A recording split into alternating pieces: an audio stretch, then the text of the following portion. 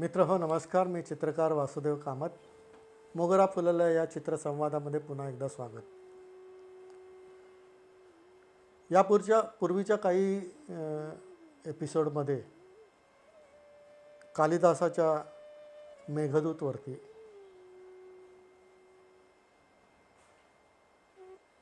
मी जी काही चित्रमालिका केलेली होती त्या चित्रमालिकेमधील काही चित्रांवर विरूपण केलं होतं.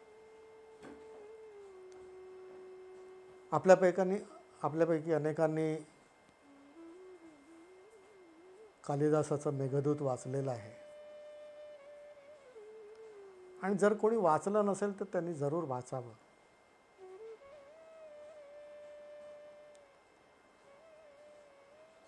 या खंडकाव्यामध्ये कुणी एक यक्ष त्याच्या मालकाने किंवा त्याच्या धन्यानी त्याला शिक्षा केली आणि हद्दपार केला. हा हद्दपार झालेला यक्ष रामटेकच्या टेकडीवर आहे.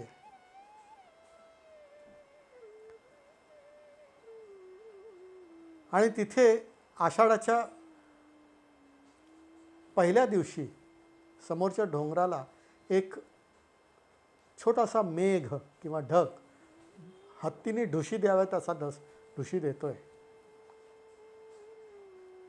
आणि त्याला पाहिल्यानंतर त्या यक्षाला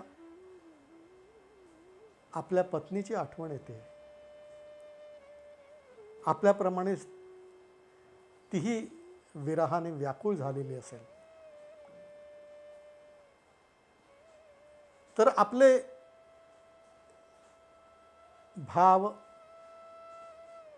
आपली व्याकुळता, आपली खुशाली तिच्यापर्यंत कोणीतरी पोचवावीत आणि तिची खुशालीही आपल्याला कळावी. म्हणून त्या छोट्याशा मेघाला तो दूत म्हणून मैत्रीचं नातं जोडत तो त्याला विनंती करतो की अलकापुरीत हिमालयाच्या पलीकडे असलेल्या माझ्या विरही पत्नीला जाऊन भेट आणि माझी खुशाली कळव. एवढाच या काव्याचा विषय आहे. यात कुणाचंही नाव नाही आहे.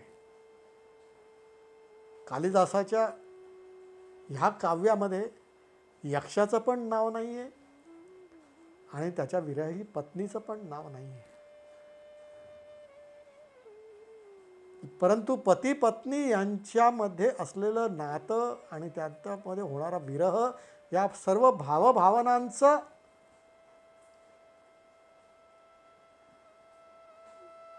एकंदरीत संगम जो संपूर्ण या मेघदूत काव्यामध्ये दिसतो, आढळतो, तो वाचताना आपल्याला पदोपदी जाणवतो. त्या मेघाला त्या रामटेकपासून कैलासच्या पलीकडे असलेल्या पुरीपर्यंतचा जो हवाई मार्ग आहे, ज्याला आपण एव्हिएशन व्ह्यू म्हणतो, एखादा रस्ता किंवा पत्ता सांगावा, मार्गदर्शन करावं, तसं कालिदासाने त्याचं वर्णन केलेलं आहे त्या मार्गाचं. आणि हे इतकं तंतोतंत आहे की ज्यावेळी आपण अशी कल्पना करतो की विमानं नव्हती, हवाई वाहतूक नव्हती, त्यावेळी बर्ड आय व्ह्यूने किंवा हवाई मार्गाने एकंदरीत वसुंधरेचे जे काही दृश्य जाणवत आहे ते वर्णन आजही तुम्हाला जाणवू शकेल अशा प्रकारचं आहे. आणि विशेष म्हणजे हे सगळं वर्णन करत असताना कालिदासाने ज्या उपमा दिल्या आहेत,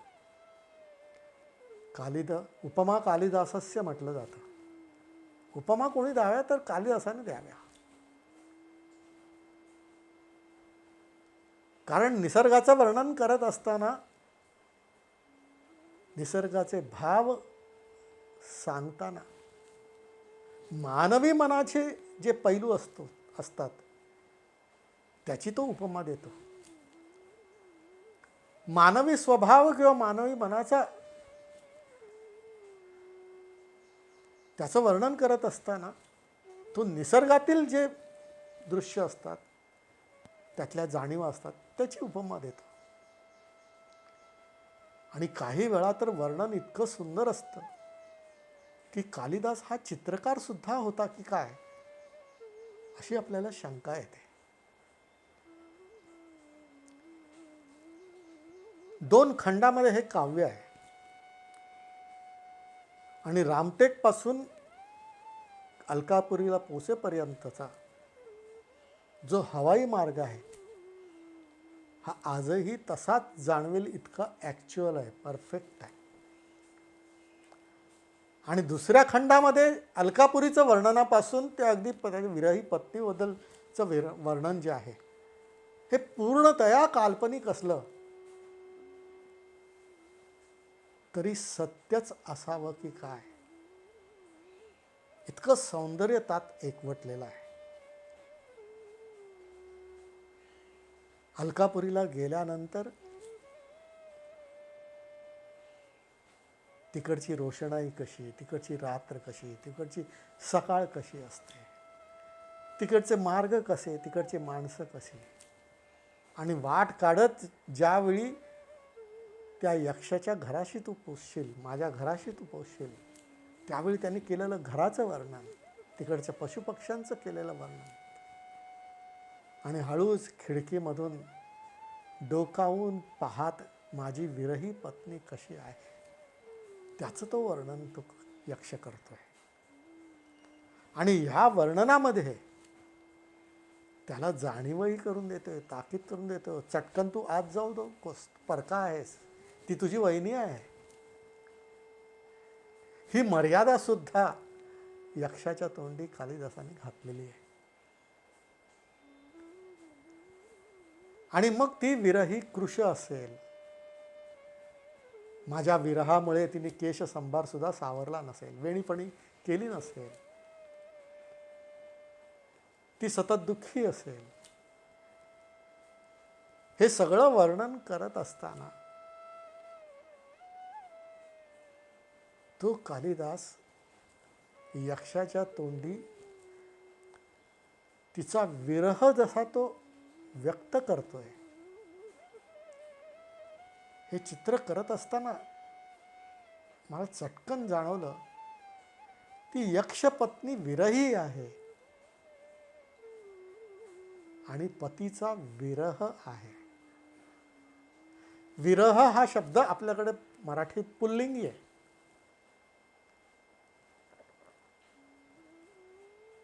म्हणून या चित्राचं शीर्षक सुद्धा मी असं दिलं की विरह केवळ तिचा सोबती.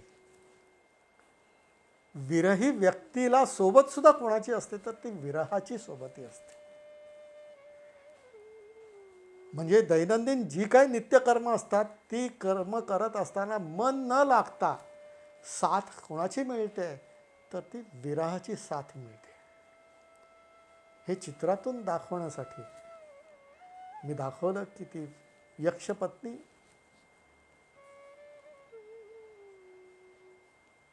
जमिनीवर झोपलेली आहे आणि तिने केशसंभार आपल्या पतीच्या उशीवर सोडला आहे आणि पती ज्याप्रमाणे प्रेमाने केशांमधून हात फिरवतो त्याप्रमाणे तो भास विरहाला सोबत घेऊन ती त्याच बोटांनी त्या केसांवरती हात फिरवते आहे. मित्र, हे सगळं चित्र करत असताना हे मेघ पाहतोय. मेघाची दृष्टी ही नेहमी बर्ड आय व्ह्यू म्हणतात तशी असते आणि म्हणून त्या खिडकीतून आत शिरलेल्या मेघाला वरतून जे दृश्य दिसतंय आणि त्या चित्रातला भाव जो आहे हा त्या प्रेक्षका मनामध्ये संक्रमित व्हावा आणि ज्याने मेघदूत वाचलेला आहे त्याला ते दृश्यमान व्हावं, व्हिज्युअलाइज व्हावं. आणि ज्याने ते वाचलेलं नाहीये ह्या चित्रातून मेघदूत वाचण्याची प्रेरणा मिळावी या हेतूने जलरंगात मी हे चित्र केलं होतं. अशाच आणखी चित्राबरोबर आपण पुन्हा उपस्थित होऊ. नमस्कार.